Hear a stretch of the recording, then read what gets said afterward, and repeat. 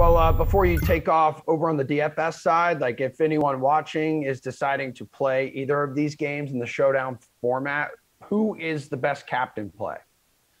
So it's I look, here's what I'm doing. I'm looking at this Suns and Denver Nuggets showdown because it's impossible to pick a captain, right, for the Bucks and the Nets. There's just so many options here. And when I look at this lineup, I don't want Jokic and I don't want DeAndre Ayton. I think it's pretty clear here that I want Chris Paul at 11.7K. I think this guy had a really, really strong start to the postseason before he sort of got injured, and he's back to normal now. The thing is, no one's going to captain Chris Paul because I don't think his numbers are that sexy. But when you just look at the overwhelming matchup here that he's got against a backcourt in Denver that doesn't play defense and they're inexperienced in these spots, I think that Chris Paul should his expertise and his experience should show here. I think he has a really good game at 11.7K in the captain spot when there's really no other good options. I expect everyone to flock to Jokic. I think DeAndre Ayton plays really good defense on him. And I think that Devin Booker gets a lot of love.